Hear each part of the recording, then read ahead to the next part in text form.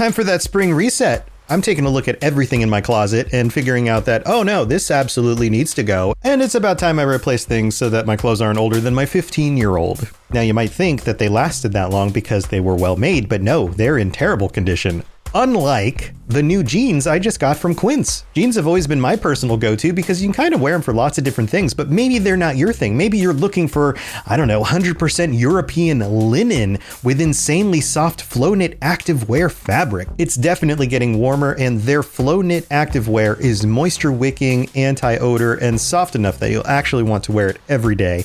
So pick out what you want. You can't go wrong because they have prices 50 to 60% less than similar brands. And like I said before, they are high quality. I continue to wear their clothes all the time, and I know that these new jeans are going to last me a lot better than the other things in my wardrobe. And on top of it, they look great. They're so comfortable, and I spent just as much on the jeans that I am now cleaning out of my wardrobe. So if you're looking for something better, just all around better, go check out Quince. So go do it right now. Refresh your wardrobe with Quince. Go to quince.com/ringslore for free shipping and 365-day returns. Now available in Canada too. Go to quince.com/ringslore for free shipping and 365-day returns. Quince.com/ringslore.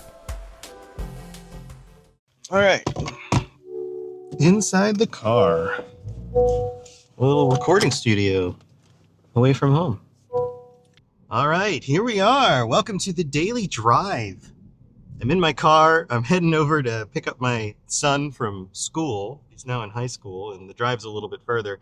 So I thought I would take the time to do some bonus episodes. I thought it would be fun to cover topics that I can kind of talk, off the cuff on.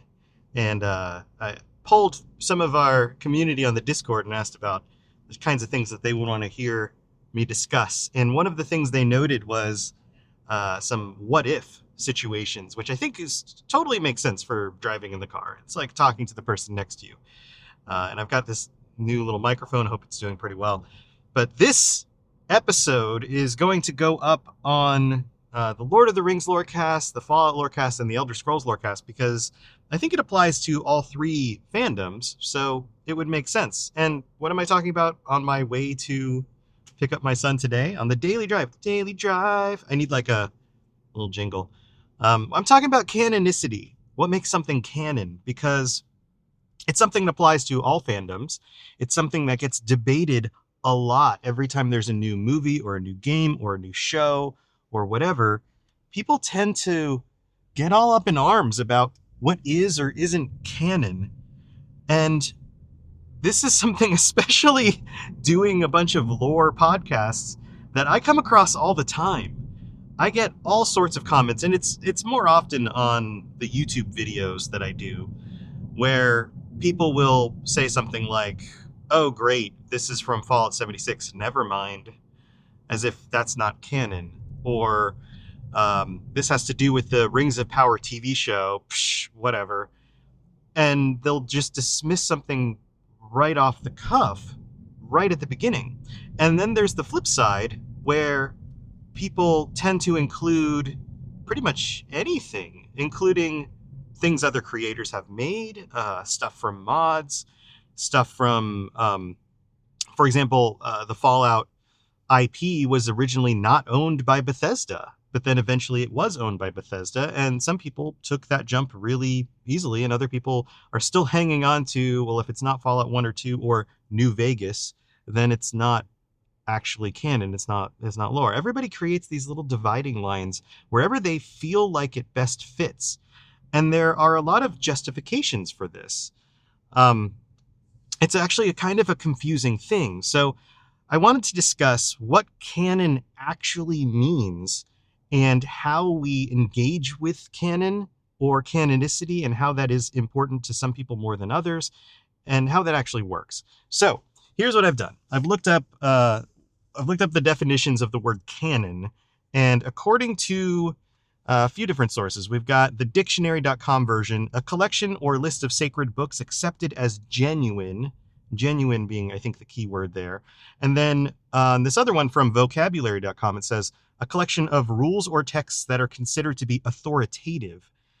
And it's the authoritative definition that I think most resonate. Words are hard. It's the authoritative definition that actually I think is most important in the conversation.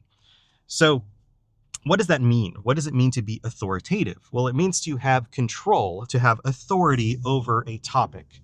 And I had a conversation recently with a member of the community, shout out, you know who you are, about canonicity, and they helped me see that their perspective might be a little bit different from mine, but may actually play into what other people in the community actually think about what canon means.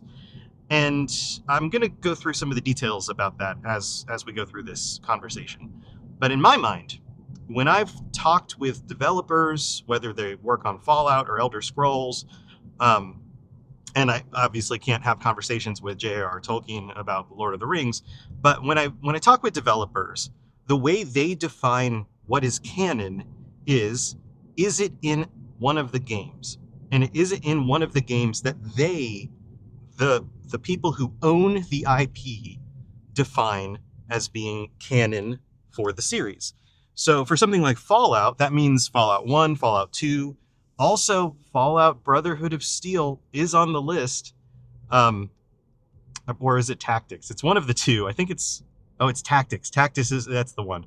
Tactics is now on the list of canon, according to Bethesda. Fallout 3, New Vegas, 4, and 76 are all, in their eyes, canon. Now, that doesn't mean that there aren't differences between the games, that some of the games reinterpret the lore or kind of rewrite some of the details from previous games.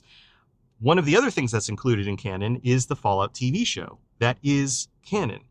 And the reason why they can say that is what is canon is because they are the authority on the topic, simply due to the fact that they own the IP.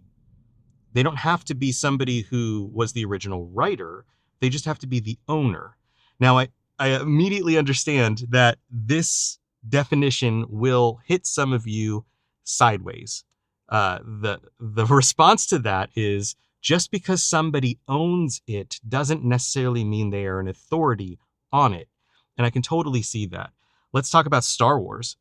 The canon of Star Wars for decades was what was originally produced in Star Wars at all, for the most part. Whether that was the movies, any of the weird TV shows that they did, or cartoons, comic books, and especially the novels. The series of novels that came out were all considered canon until Disney purchased the property. They bought the IP. They bought Star Wars, and they decided that they were going to free themselves up in order to define canon differently by saying that these were all legends. All of this previous stuff was legends, and the things that they were going to make, starting with the new set of movies and being based off of simply the films, that's what canon was. From that point on, Star Wars canon is different, and it has changed. And to say that they don't have authority to make that decision because they're the IP owners, I think is a little bit, I don't know, it's a little bit rough to say that. I would imagine that anybody who has ownership over a property would want to claim that they have authority over what happens to that property. If I own a car, then I want to be able to define for myself the nature of how that car is used. Can you drive my car? Well, it's up to me. I'm the owner. Can you make changes to my car if you're the mechanic? Well, it's up to me. I'm the owner. Does that make sense? So I think that there is a significant amount of eggs in the basket of, that's not a very good analogy, of the owner of the property is therefore authoritative and can define canon. The flip side to this that was argued back to me is that everybody contributes to that fandom. If everybody contributes to that fandom in all sorts of different ways, whether it's the creating of mods, whether it's the writing of fan fiction, or even if it's just their own experiences with that IP. And this is particularly interesting for not just things like movies and books, which exist on their own. And sure, we have our own perceptions and experiences of those movies and books, but for video games where you get to make your own choices. There are a lot of decisions that you make in a game like Fallout or Elder Scrolls that somebody else may not make. So is my canon different from your canon? And some people would argue that absolutely it is. Some people would also argue that if you're going to be an authority on something, it should be the people who are most educated about it, not necessarily the people who own it. In fact, that's an argument you see a lot of times on the internet, especially when it's people complaining about the Rings of Power or Fallout 76. They would say things like, well, just because they have the rights to create something in that universe doesn't mean that it makes sense. And me as somebody, and I'm just role-playing here, me as the person on the internet commenting on this who has spent hundreds of hours in those worlds studying and reading and playing and doing everything I can in them, has a better grip on it than the people who are behind the show or behind the game. Therefore, I'm an authority, and therefore my perspective on canon is more accurate than somebody else's. And I can see that argument as well. But the problem here, I think, comes down to two things: objective versus subjective experience. And so let's start with that one before I get ahead of myself. Objective versus subjective experience. Just because you have a subjective experience of something doesn't mean that it is the right or the only way to experience that thing. So just because, for example, you are somebody who found The Lord of the Rings with the original set of movies, with Peter Jackson's first trilogy, the Lord of the Rings, and that was your subjective experience, and then you go and you experience The Lord of the Rings in other ways, and then eventually you read the books. But then, because the books are different from the movies, you think, well, I like the movies better, so I think the movies are actually a better canon in some ways than the books. And that's going to sound backwards to most people, because most people would say J.R.R. Tolkien was the writer of the books. That is absolutely the canon, and any other interpretation doesn't hold as much weight. But some people would argue the opposite, because they have a subjective experience, and they have a very powerful subjective experience. That experience of experiencing those movies, and I can keep using the word experience, really resonated with them in a certain way, and they can't see Aragorn as being different than the movie representation of Aragorn, even though the book Aragorn is actually very different. So subjective experience colors our perspective. But again, we have to return to the original definition of canon. What does canon mean? It means that it's authoritative. And this is where we get to the second piece of this. I think there are some complexities here when you start to argue that somebody's perspective subjectively can help define what canon is, because then you get to the problem of what I'll call multiplicity. There are lots and lots of us who enjoy The Lord of the Rings or Fallout or Elder Scrolls. Millions of people. And by that measure, there are probably, let's say even 1% of that population is educated enough across all of the materials of whatever fandom you're considering for them to feel like an authoritative source on those things. That's wonderful. That's great that people are that into it. I would consider myself in that 1%. But does that mean that my perspective is more important than anyone else who's in the similar situation as I am? Now, what percentage of those millions of people who are fans are in that 1%? Or I guess what number of people are in that 1%? Well, you'd still have to say thousands and thousands of people. So can there be thousands of different versions of canon? That doesn't seem to match the definition. The definition of canon is an authoritative version of things, a single authoritative version of things. So if you go the subjective route and you say that everybody who has enough of a viable experience in education in something can define what canon is, but there are thousands of those perspectives, then none of them are going to coincide 100% of the way. So we are still left with an I guess an uncomfortable version of what the actual canon is for that IP, because we'll never get to agreement about these things. And that's where we're kind of stuck. That's why I think in order for canon to make sense as a definition, just based on the word itself, there has to be a singular, overarching, defining perspective on something. And that's really easy when it comes to something like Lord of the Rings, because you can say what is canon is what J.R.R. Tolkien wrote or what he intended through his letters and other conversations later where he clarified some of those details. It's really easy when there's just one author to say, okay, well, they're the writer, they've defined canon, and simply because they were the ones who created that, their perspective is more authoritative than anyone else's. It gets more complex when the IP moves on, when people are creating the Rings of Power or subsequent video games and they're not the original IP owners.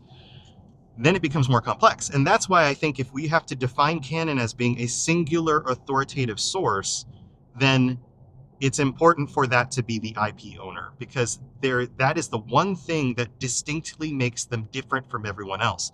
Now, that doesn't mean that the IP owner is going to make decisions that you or I agree with. It doesn't mean we're going to be happy with the canon. It doesn't mean that they're going to always 100% of the time decide to expand the universe in ways that actually matches all the other things and all the other experiences in a perfectly comfortable way.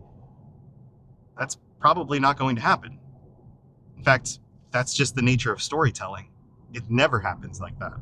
And I think I'm going to get into the nature of storytelling in a future one of these episodes. So if that's the case, then I think really what the distinction here is the difference between something that is defined as canon and something that is headcanon. Or we need another word. Canon is the objective, agreed on, authoritative perspective based on, not even agreed on.